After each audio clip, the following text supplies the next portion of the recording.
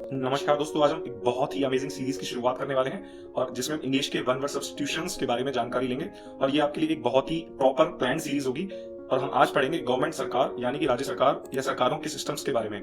आपको ये जानना है कि सरकारें कितने टाइप की होती हैं और वो आपके एग्जाम्स में और आपके जनरल नॉलेज या किसी भी इंपॉर्टेंट प्रिपरेशन में हेल्प करेगा। तो गवर्नमेंट यानी कि सरकार और गवर्नमेंट के सिस्टम्स कितने टाइप के होते हैं, ये पहला भाग है। हम शुरू करते हैं। नंबर के हिसाब से सरकारें कैसे होती हैं। जैसे कि अगर कोई सरकार है, कोई सिस्टम जिसमें कोई सरकार या कोई लीडर नहीं है, और पहला नंबर जो आएगा जिसमें कोई भी लीडर नहीं है, हमें ग्राफ ड्रॉ कर लेते हैं और उस हिसाब से हम इनको इंक्रीजिंग ऑर्डर में देखेंगे। इससे आपके माइंड को भी एक प्रॉपर प्लान्ड रिकॉग्निशन रहेगा कि बढ़ रहे हैं, और उसके बाद हम उनको याद भी उस हिसाब से करेंगे ताकि वो इजीली रिकॉल हो सके। तो एनार्की वो सिस्टम है, सरकार है जहां अराजकता है, जहां कोई है ही नहीं सरकार, बिना सरकार के। और अगर एक हो राजा तो हम उसको मोनार्की बोलते हैं, जो एक के द्वारा चलाई जाती है, जो राजा आपका कोई भी होता है। अगर वहीं दो आ जाते हैं तो हम उनको डायरकी बोलते हैं, जहां दो राज्य राजा राज करने वाले हों। अगर दो से आगे बढ़े, कुछ हो जाते हैं, 10 15 20 50 जो कुछ होते हैं, तो उसको हम बोलते हैं फ्यू, मान लीजिए, तो हम उसको बोलते हैं ओलिगार्की। ठीक है, तो ओलिगो मतलब आपको ये वर्ड भी काफ़ी इंपॉर्टेंट याद रखना है, क्योंकि ये आपके बहुत सारे इकोनॉमिक टर्म्स में भी आएगा। जहां सबके द्वारा चलाई जाएगी सरकार, तो उसको हम बोलेंगे पेनार्की, पेना। और ये भी आपका एक वन वर्ड, एक इम्पोर्टेंट वर्ड है जो हम रूट वर्ड्स में लेंगे, आप इसको यहाँ समझ लीजिए बस। नेक्स्ट, भगवान, लॉर्ड, यानी कि जो सबसे ऊपर हमारे वो हैं, उनके द्वारा थियार्ची। थिया का मतलब यहाँ गॉड, भगवान से ही रिलेटेड होता है, हम उसको आगे ऐसे ही करेंगे। तो एक बार रिवीजन, एक दो, फ्यू, सब और भगवान, उस हिसाब से आप इसको ऑर्डर में याद कर लीजिए। यही आपको इजीली रिकॉलेबल भी होगा और आपको प्रिपरेशन भी ऐसे करनी है। देखो, थियार्की की जब बात आई है तो हम अब बढ़ते हैं इससे ही रिलेटेड एग्जैक्टली सरकार द्वारा, जो भगवान द्वारा है, तो उसको हम बोलेंगे थियोक्रेसी। थियो का मतलब भगवान से ही रिलेटेड होता है, गॉड से रिलेटेड। तो आपको ये देखना है। अब हम सबसे आगे देखते हैं कि थियोक्रेसी भगवान से रिलेटेड, और वहीं आपको जस्ट भगवान के जो पुजारी भक्त, जो मेन होली पर्सन होते हैं, उनके द्वारा जो सरकार चलाई जाती है, उनको हम बोलते हैं हैगियोक्रेसी। ये भी आपका एक इम्पोर्टेंट वर्ड है। आप इन सबको प्रैक्टिस और इस वीडियो को री वॉच करके इनको अपनी मेमोरी में प्रॉपरली इजीली रिकॉल कर सकते हैं और कोशिश करें प्रॉपरली समझने की।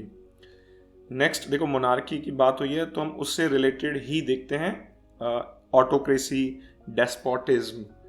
ये सब एक वर्ड में ऐड कर लेता हूँ जिसको मैं नेक्स्ट वीडियो में लूँगा, एरिस्टोक्रेसी। वो यहाँ पर सूटेबल नहीं है, पर स्टिल ये आपका एक ओलिगार्की की तरह है। मैं उसको उसमें इन्वॉल्व करके नेक्स्ट वीडियो में आपको ये बता दूंगा, ठीक है, पार्ट 2 में। अब देखिए गवर्नमेंट, अब जो इम्पोर्टेंट पार्ट आपका ये है, तो सरकार जब बुरे शासकों द्वारा चलाई जाती है तो हम उसको बोलते हैं कैकिस्टोक्रेसी। जब वही सरकार, अगला है जो स्ट्रेटोक्रेसी है, वो जब सरकार आर्मी यानी कि किसी सेना या किसी आर्मी द्वारा चलाई जाती है, तो कैकिस्टोक्रेसी में हम ज़्यादातर बुरे लोगों यानी कि हम टेररिस्ट को मान के चलें, जो टेररिस्ट ओवरटेक कर लेते हैं, जो हमारी बहुत सी कंट्रीज़ में आपको देखने को मिलेगा। और स्ट्रेटोक्रेसी भी आपको देखने को मिलेगा, आपको पता ही होगा, कुछ हमारे नेबर कंट्रीज में भी है स्ट्रेटोक्रेसी, यानी कि आर्मी द्वारा शासन। इन सब को हम अच्छे से करेंगे। और अगर हम आर्मी की बात करें तो देश का तिरंगा ही याद आता है, तो उससे ही आपको प्रॉपरली एक समझ आएगा, एक अपने देश से ही रिलेटेड आप उसको। और अगली अब हम बात करें तो अगला जो हमारा सरकार और या फिर सरकार आएगा, वो होता है ब्यूरोक्रेसी। ये आपने सबने सुना होगा। जो हमारे ब्यूरोक्रेट्स यानी कि जो ऑफिसर्स जो हमारे काम करते हैं, अब पुलिस विभाग या कोई भी विभाग, जो आपके एसडीएम एसडीएम वाले जो भी विभाग है, ब्यूरोक्रेट्स होते हैं, उनके द्वारा जो सरकार चलाई जाती है उसको हम ब्यूरोक्रेसी बोलते हैं। और डेमोक्रेसी जो हमारे यहाँ अब भी प्रचलित है और हमारे यहाँ जो शासन लागू है, वो है डेमोक्रेसी। इसमें आपने बहुत सारी पार्टीज और बहुत सारे चुनावी वर्गों को देखा होगा। तो सबसे इम्पोर्टेंट जो पार्टीज हैं, उन तीनों के नाम हम लिख देते हैं। जो हमारे बीजेपी है, जो कांग्रेस है और एक आम आदमी पार्टी जो अभी नई उभर के आई है। ये आपको इसी पैटर्न, इसी शेप्स में याद करने से आपको काफ़ी हेल्प मिलने वाली है। अगला जो नियोक्रेसी की हम बात करेंगे, जो कि नए जो युवा और जो इतने अनुभव नहीं है जिन्हें, उनके द्वारा जब सरकार चलाई जाती है तो हम उसको न्यूक्रेसी बोलते हैं।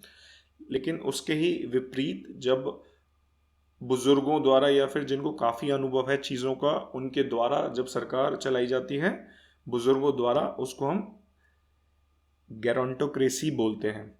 उसको इस नाम से बुलाया जाता है।